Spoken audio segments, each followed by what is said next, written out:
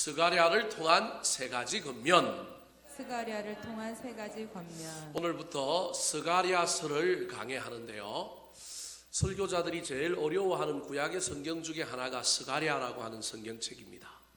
신약의 요한계시록과 버금가는 내용들과 그 중요도를 가지고 있는 성경이 스가랴라고 하는 책입니다. 그래서 서점에 가서 스가랴라고 하는 제목의 책을 찾아도 그렇게 양이 많지 않을 정도로 참 어떻게 보면 어려운 성경이라고 할 수 있습니다. 그럼에도 불구하고 이 밤에 이 금요일에 여러분과 함께 이 말씀을 살펴볼 수 있어서 얼마나 감사한지 모르겠습니다. 준비하는 저도 열심으로 최선을 다하여 잘 준비하고 또 그 말씀을 여러분에게 잘 풀어 헤쳐줌으로 말미암아 여러분도 이 말씀들을 통하여 은혜 받고 힘을 얻는 놀라운 역사들이 이 금요일 밤에 일어나기를 소망합니다. 오늘 본문 말씀인 스가랴서라고 하는 성경의 저자는 그 책 이름처럼 스가랴라고 하는 사람입니다. 선지자인 동시에 제사장입니다. 그 이름의 뜻이 무엇이냐면 여호와께서 기억하시는 자, 그런 이름의 뜻을 가지고 있는 사람입니다. 학개라고 하는 선지자와 함께 바벨론의 포로로 잡혀갔던 이스라엘 백성들이 돌아와서 성전을 건축하다가 16년 동안 중단되게 됩니다. 반대자들의 상소와 반대자들의 방해로 말미암아 제2성전이라고 하는 스룹바벨이라고 하는 성전을 새롭게 만들어 가는데 솔로몬 성전하고는 비교가 안 되지만 그래도 성전을 만들어 가다가 중단하게 되었는데 16년이 지나고 난 다음에 학개라고 하는 선지자와 오늘 본문에 나오는 스가랴라고 하는 선지자가 나서서 중단되었던 성전 공사를 재개하기 위하여 이스라엘 백성들의 영혼에 힘을 불어넣고 그들의 마음에 소망을 주고 그들을 주님 앞에 일꾼으로 준비시켰던 위대한 선지자가 스가랴라고 하는 선지자입니다. 스가랴라고 하는 이 책이 왜 어려우냐면 다른 소선지서는 대부분 3장, 4장, 많아봤자 6장인데 이 책은 몇 장이냐면 14장까지 있습니다. 내용이 많을 뿐만 아니라 그 내용들이 심히 어려워서 아무도 이 성경책을 통째로 잘 설교하지 않습니다. 먼저 이 스가랴라고 하는 책을 이해하기 위해서는 구조를 좀 이해해야 합니다. 자, 저 화면을 보면 총 14장까지 되어 있는 이 스가랴서의 구조가 1장 1절부터 6절은 이스라엘 백성들이 여호와께로 돌아올 것을 하나님께서 스가랴 선지자를 통하여 촉구하는 이야기. 이게 오늘 첫 번째 설교인 오늘 본문의 내용입니다. 그리고 1장 7절부터 6장 15절은 8가지 환상이 나옵니다. 근데 이 환상이 그 당시 사람들에게 통찰을 주고 그 당시 사람들에게 힘을 주는 역할을 하는 환상인 동시에 또 이 환상은 오늘뿐만 아니라 앞으로 오고 오는 세대에 일어날 일들에 대한 암시들을 담고 있는 환상입니다. 이런 문학, 이런 글들을 뭐라고 얘기하느냐 하면 묵시, 그렇게 이야기합니다. 묵시라고 하는 말은 현재도 설명하지만 주로 어디도 이야기하고 있느냐면 미래를 내다보고 있는 문학의 장르를 묵시 문학, 그렇게 이야기합니다. 그래서 1장 7절부터 6장 15절까지 8가지 환상이 나오는데 여기서부터 사람들이 이제 헷갈리기 시작하는 거예요. 8가지 환상이 나온다. 그리고 7장과 8장에는 금식에 관한 질문, 금식을 해야 됩니까? 어떻게 해야 됩니까? 이거 꼭 해야 됩니까? 라고 하는 질문이 나옵니다. 그리고 9장부터 14장이 2가지 경고가 나오는데 이 9장부터 14장이 주로 신약 성경의 요한계시록에 나오는 내용과 흡사한 내용들이 이 안에 들어 있습니다. 그래서 이 스가랴서라고 하는 성경이 참 어려운 것입니다. 저도 어렵지만 여러 가지 책을 보고 제가 서점에도 책을 지금 몇 권을 주문해 놓고 제한테 있는 책도 지금 다 꺼내놓고 열심히 공부를 하고 있습니다. 기도하는 가운데 성령의 감동을 받아서 여러분에게 잘 설교할 수 있도록 준비를 해보도록 하겠습니다. 4가지 구조다라는 걸 잊어버리면 안 됩니다. 촉구, 환상 8개, 그 다음에 뭐라고요? 금식이라고 하는 주제, 그 다음에 2가지 경고, 9장부터 14장까지가 6장인데 2가지 경고가 첫 번째가 9장, 10장, 11장, 그리고 두 번째가 12장, 13장, 14장. 이 2가지 경고가 요한계시록의 내용과 닮았다, 중첩된다, 그렇게 이해를 하시면 될 것 같습니다. 스가랴라고 하는 이 편지, 이 예언서가 몇 가지 특징을 가지고 있는데 그 중에 중요한 것만 여러분에게 설명을 하도록 하겠습니다. 조금 전에 이미 제가 구조를 설명하면서 여러분에게 첫 번째 특징을 이야기했습니다. 스가랴라고 하는 성경책의 첫 번째 특징은 묵시와 예언의 책입니다. 묵시는 현재도 이야기하지만 미래도 이야기하고 있는 책이다라고 하는 걸 잊어버리면 안 됩니다. 그래서 스가랴서를 읽을 때 너무 미래에만 초점을 맞춰 읽으면 안 됩니다. 그 당시 성전 건축을 하고 있던 그 당시 낙심했다가 다시금 새롭게 시작하고 있던 그 사람들, 그 이야기뿐만 아니라 신약에 오실 예수 그리스도 이야기할 뿐만 아니라 재림으로 오실 종말 때까지의 이야기까지를 다 담고 있는 책이 묵시와 예언의 책인 스가랴라고 하는 성경책이라고 하는 것을 기억하시기 바랍니다. 그래서 이 스가랴서의 두 번째 특징은 다른 어떤 성경보다 메시아, 즉 예수 그리스도에 대한 예언이 가득 차 있는 성경책입니다. 물론 분량으로 치면 예수 그리스도 메시아에 대하여 가장 많이 예언하고 있는 책은 이사야서라고 하는 책입니다. 명확하게 누가 봐도 두드러지게 제일 많은 분량을 예수 그리스도에 대한 이야기를 그 안에 담고 있습니다. 두 번째가 학자들마다 좀 다릅니다. 스가랴를 두 번째로 치기도 하지만 제가 보기엔 조금 헷갈리는 부분들이 있어서 그렇지 시편에 예수 그리스도에 대한 이야기가 또 많이 들어 있습니다. 그래서 1등 예수 그리스도에 대한 메시아에 대한 예언을 가장 많이 담고 있는 책은 구약의 이사야, 두 번째 책은 시편, 세 번째가 바로 스가랴라고 하는 책을 들 수 있습니다. 이것이 두 번째 특징입니다. 세 번째 특징은 신약 성경에서 제일 많은 구약을 인용하고 있는 책이 있는데, 즉 신약 성경에서 구약의 어느 책을 제일 많이 인용했느냐? 그것도 똑같이 이사야, 그 다음에 시편, 그 다음에 뭐라고요? 스가랴입니다. 그래서 이 스가랴라고 하는 성경이 구약과 신약을 함께 아우르고 있는, 연결하고 있는 책이라고 하는 의미가 이 안에 들어 있습니다. 묵시와 예언의 책, 메시아에 대한 예언을 많이 담고 있는 책, 그리고 신약에서 많이 언급되었던 책이, 구절을 많이 언급하고 있는 책이 스가랴다, 그렇게 이해하면 좋겠습니다. 그렇다면 스가랴라고 하는 이 선지자가 학개라고 하는 선지자와 함께 동시대에 활동했던 선지자라고 배웠는데 누가 먼저 그러면 나섰을까요?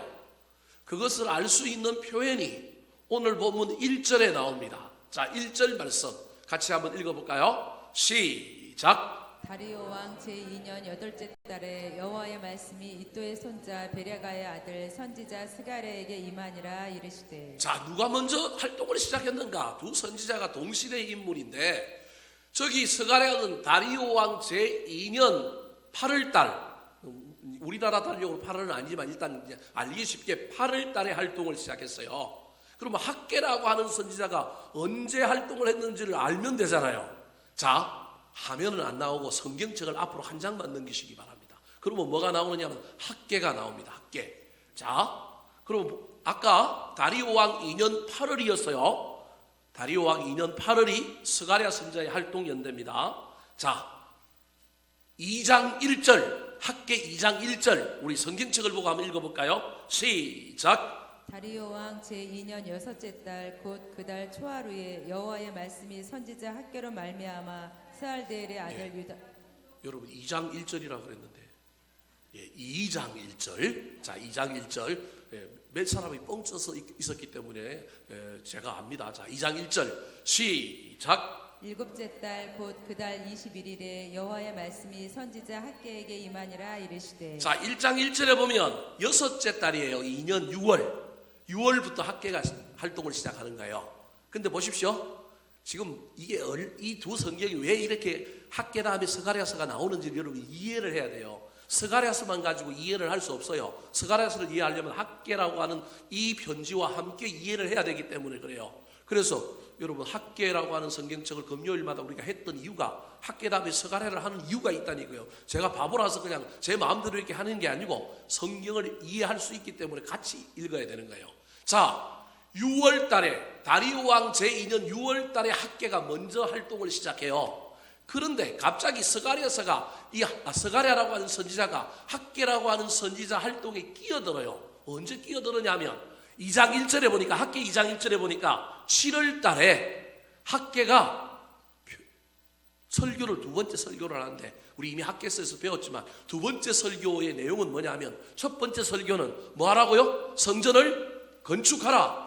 두 번째 설교는 성전 건축하고 재료를 준비하고 물자를 준비하다가 사람들이 뭐에 빠졌다고요? 낙심에 빠졌다고요. 예, 열심히 나온 사람들만 아는 거예요. 낙심에 빠진 사람들을 뭐 하기 위하여? 격려하고 위로하기 위하여 설교하고 있는 게 2장 1절이에요.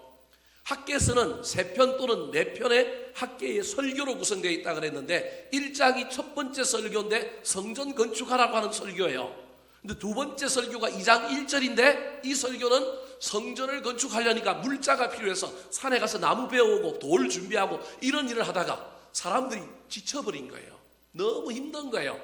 막 없는 것 가지고 하려고 하니까 마음이 불편한 거예요. 그래서 낙심한 사람들을 뭐 하고 있느냐 하면 위로하고 격려하고 있는 달이 7월 달이에요. 7월 달. 근데 이 7월 달 다음에 누가 등장한 거예요? 스가랴가 저 8월 달에 등장했단 말이에요. 8월 달. 그리고 여러분 학계 2장 10절 말씀 같이 한번 읽어볼까요? 2장 10절. 자, 2장 10절 시작. 다리오 왕 제2년 아홉째 달 24일에 여호와의 말씀이 선지자 학계에게 임하니라 이르시되. 자, 이때 마지막 설교를 누가 하느냐면 학계가 하는데, 언제 해요? 9월 달에. 그러니까 6월 학계, 7월 학계, 8월 스가랴, 9월 뭐예요? 학계란 말이에요. 근데 여러분 9월 달의 설교의 내용이 무슨 내용이었어요? 여러분 기억나십니까? 자, 19절 말씀, 학계에서 2장 19절 말씀 같이 한번 읽어볼까요? 2장 19절 시작. 곡식 종자가 아직도 창고에 있느냐? 포도나무, 무화과나무, 석류나무, 감람나무에 열매가 맺지 못하였느니라. 그러나 오늘부터는 내가 너희에게 복을 주리라. 오늘부터는 내가 너희에게 뭘 주리라? 복을 주리라. 복을 주리라. 여러분 이제 이 사이에 낙심한 사람들을 위로하고 그 다음에 복을 주리라라고 하는 이 사이에 8월 달에 누가 활동을 시작했다고요? 스가랴가 활동을 했다라는 거예요. 그러니까 백성들이 위로함을 얻고 성전을 건축하여 완공함으로 말미암아, 완공하면 이제부터 내가 너희들에게 뭘 주리라? 복을 주리라 하신 그 학계 선지자의 예언이 이루어지고 그 예언이 선포되는데 지대한 역할을 한 사람이 누구라고요? 스가랴다. 이해되셨습니까? 7월과 9월 사이에 낙심해 있는 이 7월의 사람들을 9월에 이제부터는 내가 너희들에게 복을 주리라라고 이 말씀한 이 학계 선지자를 도와서 8월 달에 힘을 주고 8월 달에 놀라운 영적인 각성과 깨달음을 만든 선지자가 누구라고요? 스가랴다라고 하는 겁니다. 지금. 그래서 이 7월과 9월 사이에 스가랴 선지자가 예언을 시작해서 학계는 나이가 많으니까 도중에 이제 선지자 생활을 그만두고 그 이후에 얼마까지인지는 정확하게 알 수 없지만 계속해서 이스라엘 백성들을 쭉 이끌어 나간 선지자가 누구다? 스가랴다. 그래서 이 선지자가 이 포로기에 돌아온 이스라엘 백성들을 향하여 예수 그리스도 신약의 예수 그리스도를 대망하고 먼 훗날 최후 심판 재림까지 대망하는 그 놀라운 신앙의 양육, 훈육을 하고 있는 사람이 누구냐면 바로 이 스가랴라고 하는 선지자라는 거예요. 다시 이야기하면 7월 달에 낙심한 이스라엘 백성들을 위로함으로 그들을 격려했던 선지자가 학계라고 한다면 8월 달에는, 여러분 잘 들으십시오. 8월 달에는 스가랴가 나타나서 이제는 당근을 주는 것이 아니라 뭘 줘요? 채찍을 주는 거예요. 여러분 기분이 좀 이상하죠? 예. 당근을 주고 채찍을 주고, 채찍 그러니까 기분이 나쁘지만 좋은 말로 하면 오늘 설교 제목이 뭐예요? 건면. 위로하여 마음의 힘을 얻은 사람들에게 나아갈 길을 보여주는 거예요. 나아갈 길을 알려주는 거예요. 그래서 그들을 건면함으로 말미암아 그 9월 달에 학계 선지자의 축복의 놀라운 내용이 이루어지도록 이 사람들을 독려하고 건면하는 역할을 하는 사람들이 누구냐면 바로 스가랴라고 하는 선지자라는 거예요. 그런데 재미난 것은 당근을 주었던 것이 학계라고 한다면 채찍을 제가 준 사람이 누구냐면 스가랴라고 표현했는데 그 채찍에 대한 이야기가 몇 절에 나오느냐 하면 오늘 본문 2절에 나옵니다. 2절 같이 한번 읽어볼까요? 2절 시작. 여호와가 너희의 조상들에게 심히 진노하였느니라. 자, 여호와가 너희 조상들에게 심히 뭐하였느니라? 진노하였느니라. 지금 바벨론의 포로로 갔다가 돌아와서 성전을 건축하다가 지치고 낙심하여 16년을 중단했는데 다시 마음의 힘을 얻어 또 시작해보려고 하니 물자가 부족하고 여건이 맞춰주지 않아서 또 낙심한 사람들 학계가 또 이루어요. 해보자 하면 된다. 하나님이 도와주실 거야. 그래서 열심히 하려고 하는 이 사람들에게 갑자기 학계라고 하는 선지자가 나타나서 뭐라고 얘기해요? 진노에 대한 이야기를 하는 거예요. 좀 이상하지 않습니까, 여러분? 그런데 지금 그 진노에 대한 이야기를 하고 있는데 그 진노의 대상이 지금 모여 있는 사람들이 아니라 누구에 대한 이야기예요? 조상들, 그 이전 세대, 포로로 잡혀갔던 그 이전 조상들의 세대에 하나님이 진노하셨으므로 그들이 포로로 잡혀갔다, 그 얘기를 하는 거예요. 그 말은 너희들도 지금 이대로 그냥 성전 건축하다가 그냥 중단하고 너희들도 예수 믿다가 그냥 치열하게 살지 않고 좀 열심히 살지 않고 신실하게 살지 않고 넘어지고 자빠졌다 그냥 그대로 있으면 조상들에게 임한 진노가 너희들에게도 뭐한다? 임한다. 사실은 그 얘기를 하고 있는 거예요. 그 말은 진노에 대한 이야기를 하려고 하는 것이 아니라 그거 임하지 않으려면 어떻게 살아라, 이렇게 살아라라고 하는 이야기를 하려고 2절에 너희 조상들에게 여호와의 뭐가 임하였다? 진노가 임하였다. 너희들이 너희 조상들처럼 되지 않으려고 하면 이제부터 내 말 잘 듣고 너희들도 조상과는 전혀 다른 삶을 살아라라고 권면하고 있는 선지자가 누구냐면 스가랴라고 하는 선지자입니다. 자, 그렇다면 왜 하나님이 조상들에게 진노하셨을까요? 조상들의 진노를 통하여 하나님께서 지금 포로에서 돌아와서 성전을 건축하고 있는 이 사람들에게 어떤 새로운 삶을 향하여 권면하고 있을까요? 스가랴라고 하는 선지자를 통하여 새롭게 성전을 건축하고 있는 이스라엘 백성들을 향하여 하나님이 권면하고 있는 권면의 내용이 무엇일까요? 그 권면의 내용을 살펴볼 때 저와 여러분이 은혜 받고 우리도 이 권면을 우리의 권면으로 받아들이게 되시기를 예수님의 이름으로 축원합니다. 자, 첫 번째 권면입니다. 따라 하시겠습니다. 여호와를 신뢰하라. 여호와를 신뢰하라. 예수 믿는 사람이 하나님을 신뢰하지 않는다면 그게 말이 되겠습니까? 그런데 살다 보면, 믿다 보면 신뢰하지 않고도 얼마든지 신앙의 영역 안에 있을 수 있는 겁니다. 지금 성전을 짓다가 16년 동안 쉬었는데 학계 선지자가 그들을 위로하고 격려함으로 다시금 성전을 건축하려고 하는데 여전히 이들 마음속에 스가랴 선지자가 보기엔 뭐가 없는 거예요? 하나님에 대한 믿음, 도우시는 하나님, 인도하시는 하나님, 이루시는 하나님에 대한 확신이 그들에게 없는 것이 누구에게 보였느냐 하면 스가랴 선지자에게 보이는 거예요. 그래서 그들에게 확신을 가지라고 이야기하고 있습니다. 그렇다면 어디에 그런 말이 나올까요? 오늘 본문에 가장 많이 나오는 단어 중에 중복되어서 반복되어서 나오는 단어 중에 하나가 만군의 여호와라고 하는 단어입니다.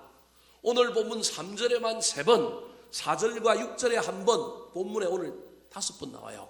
스가랴 전체는 몇 번 나오느냐 하면 53번 나옵니다. 제가 이거 세어보다가 제가 책에 보니까 50 몇 번 나온다는데 또 다른 책에 보니까 55번 나온대요. 그 헬라어, 히브리어 본문 또 주석 컴퓨터 프로그램이 있거든요. 그걸 가지고 제가 또 다 일일이 찾아봤어요. 뭐가 맞는지 정확하게 이야기해 줘야 되니까. 어떤 책에는 55번, 어떤 책에는 53번이라 그러는 거예요. 그래서 제가 히브리어 원전을 가지고 딱 찾아봤는데 53번이더라고요. 53번. 53번이라 만군의 여호와라고 하는 말이 나오는 거예요. 이건 의도적인 강조입니다. 자, 제일 많이 나오는 한 절에 3번 나오는 3절 말씀을 같이 한번 읽어볼까요? 시작. 그러므로 너는 그들에게 말하기를 만군의 여호와께서 이처럼 이르시되 너희는 내게로 돌아오라. 만군의 여호와의 말이니라. 그리하면 내가 너희에게로 돌아가리라. 만군의 여호와의 말이니라. 만군의 여호와라고 하는 말이 무슨 말일까요? 우리 어른들은 그냥 교회에서 다닐 때부터 이 말을 빼갖고 기도할 때도 만군의 여호와 하나님 이렇게 불러요. 이게 무슨 의미일까요? 구체적으로는 찰만자의 군대 군자예요. 한자로 하면 가득 찬 군대를 거느리신 하나님, 쉽게 얘기하면 그냥 문자 그대로 직역을 하면 지금 스가랴가 하나님을 이스라엘 백성들에게 소개하고 있는데 뭐라고 소개하느냐 하면 만군의 하나님이라는 거예요. 만군의 여호와 하나님이라는 거예요. 그걸 다른 말로는 전능하신 하나님이라고 또 다르게 의역을 해요. 근데 전능하신 하나님 잃어버리면 우리 이제 이해가 잘 안 되는 거예요.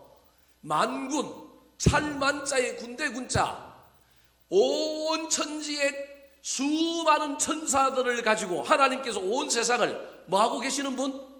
지배하고 계시는 분, 다스리고 계시는 분.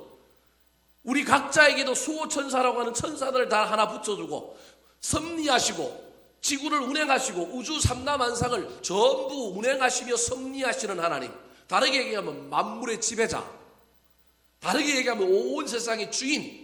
그런 의미가 전 만군의 여호와. 그래서 능치 못하신 일이 없는, 그래서 전능하신 하나님이라고 나중에 이제 번역을 한단 말이에요. 저 이야기 속에 하나님은 능치 못할 일이 없어. 하나님이 안 계신 곳이 없어. 그 하나님은 우리가 생각하기에 좋은 일만 하시는 분이 아니야. 섭리라고 하는 일들을 통하여 하나님의 계획과 하나님의 경륜을 가지고 일들을 만들어 가시는 분이에요. 근데 나중에 알고 보면 합력하여 뭘 이루어요? 선을 이루는 거예요. 지금 성전 건축을 재건하고 있는, 하다가 낙심한 사람들에게 물자가 부족하고 여건이 되지 않고 반대자들이 있어서 막 낙심하고 있는 이 사람들에게 사람 보지 마, 물자 보지 마, 누구 보라는 거예요? 하나님 봐. 우리 하나님은 어떤 하나님이라고요? 만군의 여호와 하나님이야. 천사들 대담 많이 거느리고 있어. 어느 곳에 어느 지역에 능력이 미치지 않는 곳이 없어. 전능하신 분이야. 우리가 사람 보고 이거 건축해? 우리가 물자 가지고 이거 해? 우리는 누구의 힘으로 한다? 하나님 힘으로 한다. 그것을 알려주기 위하여 만군의 하나님, 만군의 하나님 그러잖아요. 그래서 스가랴 4장 6절에 그 유명한 이야기가 나오잖아요. 이는 힘으로 되지 않고, 그죠? 뭘로 된다고요? 오직 하나님의 영으로 되느니라. 스가랴 4장 6절 말씀이 나온 이유가 거기 있는 거예요. 여러분, 이 이야기가 전부 성전 건축과 관련된 이야기라니까요. 물론 거기에 영이 성령인데, 성령이 그 성전 건축하는 사람들 마음속에 들어가서 그 마음을 힘있게 만들어서, 물자가 없고 반대자들이 있더라도 뭘 완수하는 거예요? 성전을 완수하는 거예요. 성전만 완수하는 것이 아니라 그들 자신을 성전으로 만들어가는 거예요. 예배하는 자로 만들어가는 거예요. 그래서 우리는 스가랴 4장 6절 잘 알고 있는데 그걸 그냥 한 구절만 이해하고 있는데 스가랴서 전체에서 이해를 못하는 거예요. 그게 만군의 여호와라고 하는 개념 속에 녹아있는 거고 성전 건축하는 이야기와 들어있는 거예요. 그래서 이런 어려운 상황 속에서도 우리의 힘과 능으로 하는 것이 아니라 누구로 한다고요? 하나님의 영으로 되느니라. 오직 하나님의 영으로 되느니라. 권능으로 되느니라. 하나님의 힘으로 되느니라. 그 힘이 만군의 여호와라는 것입니다. 사랑하는 성도 여러분, 지금 저와 여러분 인생길을 가고 있습니다. 이 인생길 가는 동안에 수많은 어려움을 만나고 때로는 부족함을 만나고 어려움을 만날 때가 얼마나 많은지 모릅니다. 낙심이 찾아오고요, 넘어지고 자빠지고요, 힘들 때가 얼마나 많은지 모릅니다. 그때 저와 여러분이 만군의 여호와를 만났으면 좋겠습니다. 그래서 돈 의지에서 일하는 것이 아니라, 사람 의지에서 일하는 것이 아니라, 상황 의지에서 일하는 것이 아니라 하나님의 영으로, 하나님의 힘으로, 주님이 주시는 힘과 능력으로 그 모든 일을 감당하고 완수하며 나아가는 놀라운 믿음이 저와 여러분의 삶에 새로워지게 되기를 우리 구주 예수 그리스도의 이름으로 축원합니다. 두 번째, 스가랴를 통하여 이스라엘 백성들을 하나님께서 어떻게 건면하고 있을까요? 두 번째 건면입니다. 첫 번째 건면이 뭐라고요? 여호와를 신뢰하라. 여호와가 어떤 하나님이라고요? 만군의 여호와 하나님이라는 거예요. 두 번째 건면입니다. 따라 하시겠습니다. 여호와께로 돌아오라. 여호와께로 돌아오라. 성전 건축을 했던 사람들, 그러다가 낙심했던 사람들이 가지고 있었던 기본 생각, 그 생각이 오늘 본문 3절에 나옵니다. 자, 오늘 본문 3절을 한번 읽어볼까요? 3절 시작. 그러므로 너는 그들에게 말하기를 만군의 여호와께서 이처럼 이르시되 너희는 내게로 돌아오라. 만군의 여호와의 말이니라. 그리하면 내가 너희에게로 돌아가리라. 만군의 여호와의 말이니라. 여러분 저 말을 잘 이해해야 됩니다. 지금 저게 문자 그대로 읽어보면 전혀 이해가 안 되는 부분 중에 하나가 이 당시 이스라엘 사람들이 생각했던 그들의 삶 속에 있었던 하나님에 대한 오해, 하나님에 대한 잘못된 생각 하나가 있는데 그걸 직설적으로 여러분이 표현하면 하나님이 우리를 떠났다라고 하는 생각입니다. 하나님이 우리를 떠났다. 그게 무슨 말이냐면 포로로 잡혀갔어요. 하나님께 징계를 받아 포로로 잡혀가서 포로로 지내다 보니까 얼마나 힘들어요. 그 힘듦에도 불구하고 예레미야, 이사야, 다니엘 수많은 선지자들이 예언했던 그 예언의 책에 보면 몇 년 만에 돌아온다고요? 70년 만에 돌아온다. 그래서 기다리고 기다렸더니 아니나 다를까 70년 만에 고레스라고 하는 왕이 페르시아라고 하는 바사라고 하는 왕국을 통일하면서 모든 포로들을 돌아가게 하는 놀라운 일이 벌어진 거예요. 야, 하나님 말씀 살아있구나. 하나님 말씀은 진짜구나. 야, 돌아가자. 그래서 수많은 사람들이 5만 명이나 되는 사람들이 돌아왔단 말이에요. 근데 돌아올 때 그들 마음에 뭐가 있었을까요? 기대, 감격, 꿈, 비전. 와보니까 어때요? 허벌판이야. 허벌판이었다니까요. 대적자들이 우글우글해. 다른 민족들이 막 자리를 차지하고 있어요. 그럼에도 불구하고 하나님의 약속의 말씀을 믿고 그 허벌판 폐허와 같은 곳에 노아 홍수에 의해 노아가 경험했던 그 놀라운 그 경험처럼 그들이 새롭게 건설하리라. 막 마음이 막 쓰러지고 막 힘이 들고 낙심이 찾아오고 막 이럼에도 불구하고 그래도 하나님 약속이 이루어지자 돌아는 왔잖아요. 그러면 우리가 열심히 하면 또 놀라운 일이 펼쳐질 거다. 그 생각을 가지고 뭘 해요? 성전을 건축해요. 자기 집도 안 지어서 처음에 대충 그냥 집 지어놓고 나무로 대충 집 지어놓고 자기들이 가지고 왔던 그 페르시아에 있던 재물들을 아껴갖고 성전 건축 기금으로 다 따로 떼놓고 그걸 가지고 성전 건축을 하려고 번제단을 찾고 기초를 놨는데 갑자기 어떤 일이 벌어져요? 주변에 있는 이민족들이 상소를 올려서 국가의 권력 앞에 이 작업하던 게 어떻게 돼요? 취소가 되잖아요. 중단이 되잖아요. 여러분 그랬을 때 그 사람들이 가졌던 그 상실감 생각을 해보시라니까요. 그 상실감이 어땠을까요? 그래서 그들이 어떻게 합니까? 지을 수 없으니 돈은 남았고 물질은 남았으니 그 물질 가지고 뭘 지어요? 자기들 집을 나무집으로 지었는데 그 나무집에 바람이 술술 새고 그러니까 바벨론에서 보았던 건축술, 대리석으로 집 짓는 건축술, 돈도 있겠다. 그래서 벽을 만드는 집을 짓습니다. 집이 없었던 것이 아니라 이스라엘 고위 집처럼 나무를 가지고 집었던 집에다가 이제 인테리어를 해가지고 바람 안 새게 양가 쪽에 외벽에다가 내벽에다가 뭘 붙이느냐 하면 돌, 대리석을 붙이는 집, 벽을 만드는 집을 짓는 거예요. 여러분 인간적인 측면에서 보면 이건 잘못한 게 아니에요. 어떻게 된 거예요? 중단됐잖아요. 자기들이 중단한 것도 아니고 국가 권력에 의하여 성전 짓던 것이 중단이 됨으로 말미암아 그 돌을 거기 쓴 거예요. 그때부터 이제 인생들이 이상해지는 거예요. 사실은 그때부터 하나님의 성전은 짓지 않으니 성전 중심으로 모여서 율법 중심의 삶을 살아야 되는데 그렇지 않으니 그냥 각자 집에서 살다 보니 모이지도 못하고 예배하지도 못하니 그 주변에 있는 사람들과 교제하기 시작하고 교류하기 시작하고 그들과 함께 이 문화를 받아들이고 하나님보다는 자꾸 세상 쪽으로 쫓아가고 세속의 가치를 쫓아가는 인생을 몇 년 동안 산 거예요? 16년 동안 산 거예요. 여러분 여기서 생각해 봐야 될 중요한 문제가 있어요. 아니 그럼 이 모든 일을 이스라엘 백성들의 입장에서 보면 이건 누가 한 거예요? 여러분 누가 한 거예요? 하나님이 했지. 하나님이 했지. 여러분이 그런 생각이 전혀 안 들어요? 아니 해보려고 돌아도 왔고 해보려고 물질도 갖고 왔는데 여하튼 길이 열리지 않고 뭐가 막 방해가 있어가지고 안 했어. 그 바람에 우리의 삶이 자꾸 그냥 조금씩 어그러지더니만 이렇게 가고 지금 이상하게 살고 있어요. 근데 학계 선지자가 와가지고 우리 보고 뭐 하자요? 다시 성전을 건축하자 그래요. 그래서 중단했던 공사는 재개되었던데 스가랴 선지자는 뭘 보고 있느냐 하면 공사만 중단된 것이 아니라 하나님을 향한 마음, 말씀 중심으로 살았던 삶이 지금 어디로 가 있느냐 하면 뒤로 후퇴해 있단 말이에요. 성전만 재건하면 되는 게 아니라 중단되었던 안 하던 공사만 하는 게 중요한 게 아니라 사람이 바뀌어야 된다는 거예요. 사람이 바뀌어서 공사도 뭐 해야 된다고요?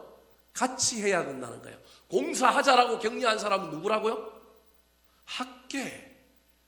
야, 그런데 건물 짓는 것만 중요한 게 아니야. 너희들이 16년 동안 삶이 어디로 갔다고요? 세상으로 갔어. 뒤로 갔어. 그러면서 지금 학계 선지자가 뭐라고 얘기하느냐 하면 너희들은 저기 보십시오. 하나님이 떠났다는 거예요. 너희는 내게로 돌아오라 만군의 여호와의 말이냐 그리하면 내가 너희에게로 말이라 돌아가리라. 그 말은 지금 하나님이 이스라엘 백성들의 논리를 가지고 하나님이 떠났다라고 하는 걸 지금 이야기하고 있는 거예요. 하나님 떠난 게 아닌데 사실은 누가 떠난 거예요? 백성들이 떠난 거예요. 엄밀한 의미에서 보면 백성들이 떠난 건 아니라고 백성들은 우기고 상황이 어쩔 수 없어 이렇게 됐다고 이야기하지만 하나님은 지금 반대자들의 이야기를 통하여 그 반대자가 고난이란 말이에요. 고난을 넘어서느냐 안 넘어서느냐를 테스팅한 건데 고난을 넘어서는 것이 아니라 고난을 핑계 삼아 환경을 핑계 삼아 하나님을 원망하고 누가 떠났다? 하나님이 우리를 떠났다. 그래서 이런 일이 생겼다라고 이야기하는 거예요. 여러분 어려울 거예요. 지금 이 이야기가. 여러분 저와 여러분이 고난을 당할 때 생각하고 있는 문제들 중에 중요한 문제가 여기에 걸려 있는 거예요. 여러분 우리에게 고난이 있는 건 멈추라고 뒤로 가라고 자빠지라고 넘어지라고 고난이 있는 것이 아니라 그 고난이 있음에도 불구하고 통과하고 테스트를 통과하고 넘어가서 우리의 신앙이 살아있음을 하나님께 뭐 해야 된다고요? 보여주고 증명해야 된다니까요. 국가 권력이 성전 건축 그만해라고 얘기했지만 하나님은 그 말을 했어요 안 했어요? 안 했다니까요. 하나님은 안 했다니까요. 그러면 하나님께 뭐 해야 돼요? 물어봐야지. 그래서 하나님 하라 그러면 불복종 운동을 벌이면서 성전을 건축해야지. 그게 하나님 사람이라는 거예요. 그런데 하나님께 묻지 않고 상황과 환경을 핑계로 누구 마음대로 해석한 거예요?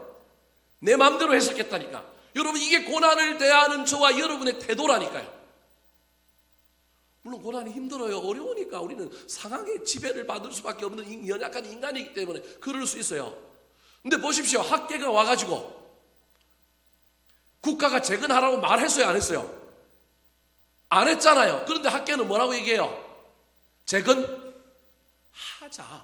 똑같은 논리란 말이에요. 똑같은 논리. 그러면 국가가 못하라고 그래서 안 했으면 학계가 하자고 그래도 뭐 해야 돼요? 안 해야 맞지? 그죠?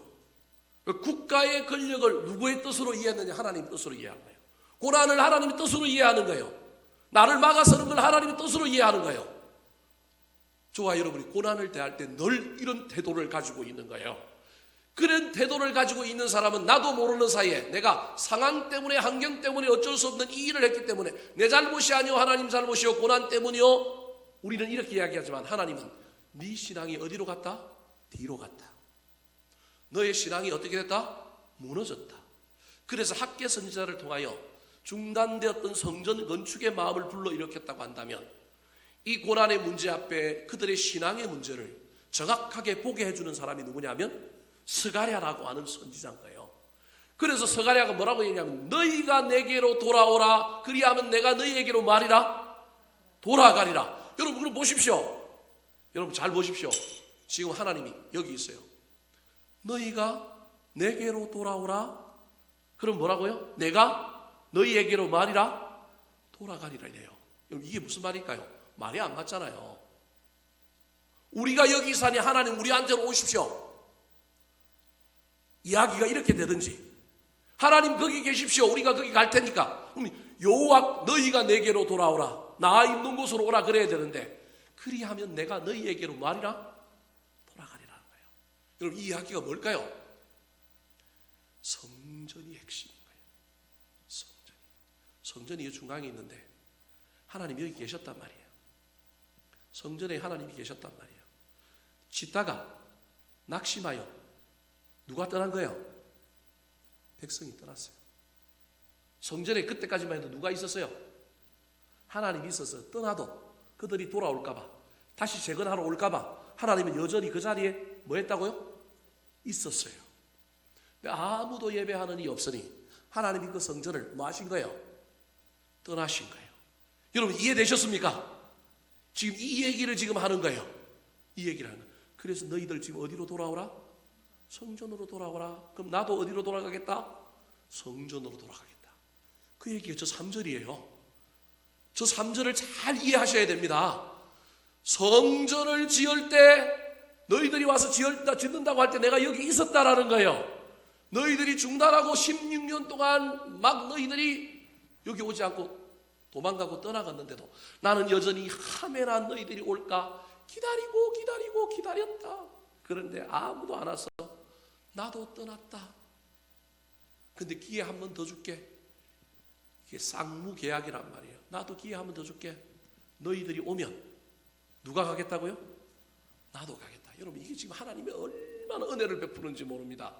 원래 계약은 이러면 안 됩니다. 원래는 너희들이 떠나서니까 너희들이 나 있는 대로 와야 되는데 주님이 다시 시작하겠다는 거예요. 너희들이 오면 나도 너희에게로 가겠다. 여러분 이 말에 숨어있는 놀라운 이야기를 저와 여러분이 발견했으면 좋겠습니다. 그래서 지금 저와 여러분이 이 시기에 이스라엘 백성들이 잃어버렸던 성전, 이게 뭔지를 발견해야 됩니다. 그곳에서 저와 여러분이 하나님을 만날 수 있기 때문에 그래요. 아무리 우리가 부르짖고 주님 보고 주님 오십시오 그랬는데 주님이 뭐라 그런지 아십니까? 너 어디로 갈까 내가 너한테로 가? 너희들이 나한테로 올래? 하나님은 무소부재하시기 때문에 어디든지 있지만 어디 있는지 몰라요.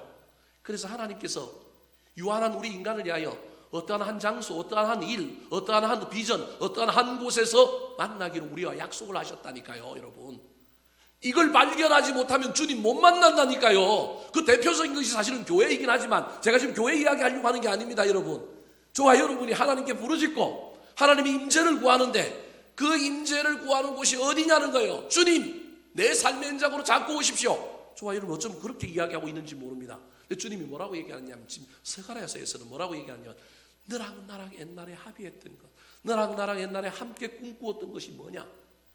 너도 그곳으로 오고 나도 그곳으로 갈게. 그래야 여기에 놀라운 일이 일어난다는 거예요.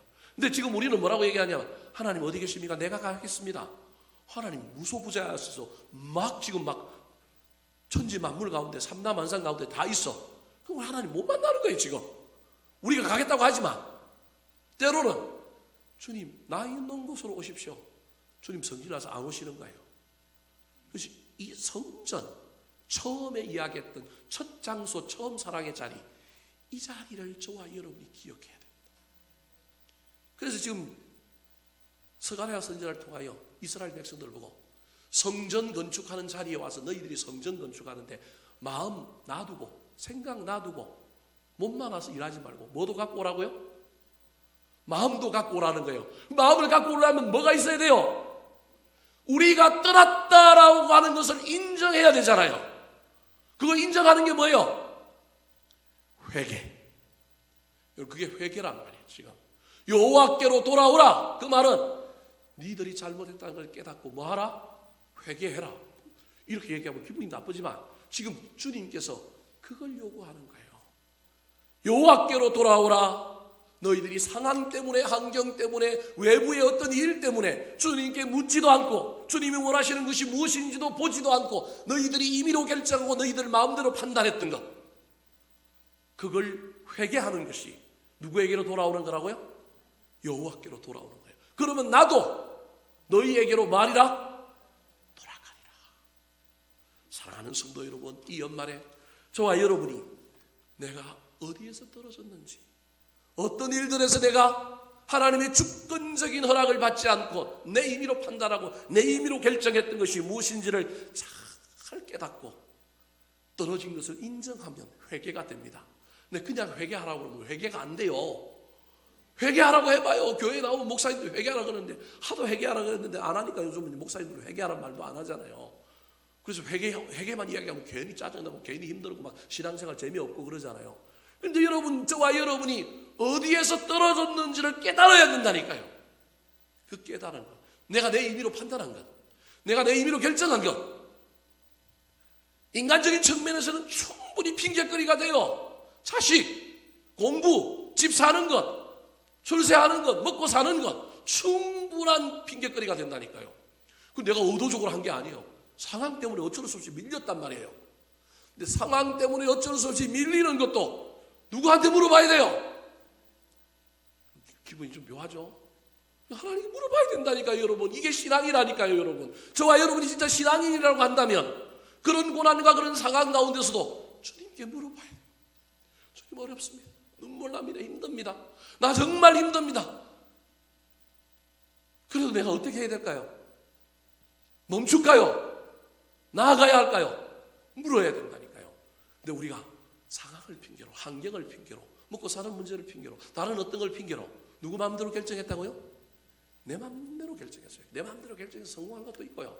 물론 그 인간의 눈에 성공이긴 하지만 내 마음대로 하고 성공한 것도 있고 내 마음대로 하고 좋은 것도 있어요.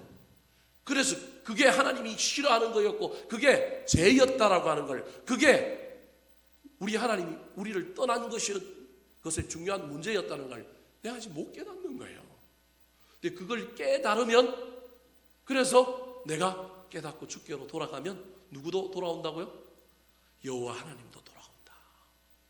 여러분, 이 연말에 저와 여러분의 인생에 주님 없이 결정한 것들, 상황과 환경을 핑계로 결정했던 것들을 잘 기억하셔서 돌이키고 회개함으로 우리 인생 가운데, 우리의 삶의 현장 가운데 하나님이 돌아오셔서 임재가 가득한 그 놀라운 영광, 그래서 이전 영광보다 나중 영광이 더 크다라고 하는 놀라운 역사가 저와 여러분의 남은 삶에 펼쳐지게 되기를 우리 구주 예수 그리스도의 이름으로 축원합니다. 마지막으로 스가랴 선지자를 통하여 이스라엘 백성들에게 하나님께서 권면하고 있는 내용이 무엇일까요? 따라하시겠습니다. 조상들을 본받지 말라. 조상들을 본받지 말라. 첫 번째가 어떤 권면이었습니까? 여호와를 말하고요, 신뢰하라. 환경 보지 말고, 사람 보지 말고, 문제 보지 말고, 누구 봐라? 하나님 봐라. 하나님 만군의 여호와다. 두 번째, 너희들이 임의로 결정하고 상황과 환경에 밀려서 너희들 마음대로 결정했던 것들, 그거 빨리 깨닫고 회개하고 누구에게로 돌아와라? 여호와께로 돌아와라. 그러면 나도 돌아가서 그 안에 임재가 있다.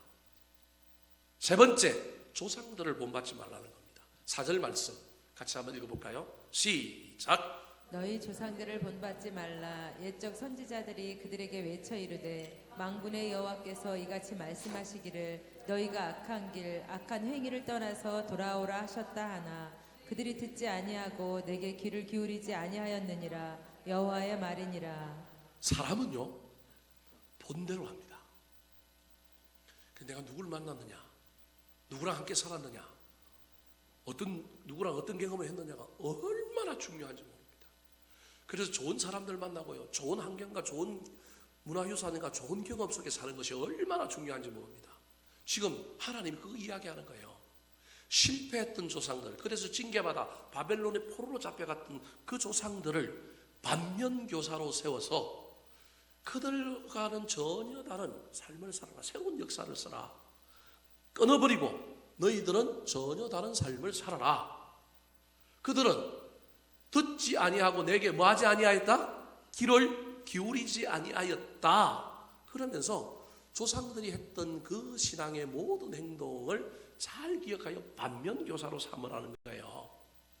그러면서 5절에 뭐라고 얘기하고 있느냐면, 너희들도 내 말, 지금 말하는 이 말을 귀를 기울이지 않으면 기회가 없다라고 5절에 이렇게 얘기합니다. 자, 5절 말씀 같이 한번 읽어볼까요? 시작. 너희 조상들이 어디 있느냐 또 선지자들이 영원히 살겠느냐. 너희 조상들에게도 내가 분명히 이런 얘기했다. 앞에 조상들 보지 마라. 앞에 조상들 따라가지 마라. 야, 잘못된 거 절대 따라가면 안 돼. 사람은 잘못된 것에 훨씬 더 많이 이끌려 따라가지 말라 했는데 그들이 귀를 아까 기울였다고 안 기울였다고요? 안 기울였다는 거예요. 그래서 지금 뭐라고 얘기하면 너희 조상들이 어디 있느냐 그 말이에요. 바벨론 포로 가서 다 뭐 했다는 거예요? 죽었다라는 거예요. 뿐만 아니라 또 뭐라고 얘기합니까? 선지자들이 영원히 살겠느냐. 내가 그때마다 선지자들 보내서 너희들 권면하고 너희들 깨닫게 하려고 많은 선지자 보냈는데, 야, 선지자들이 영원히 살아있어? 기회가 없어.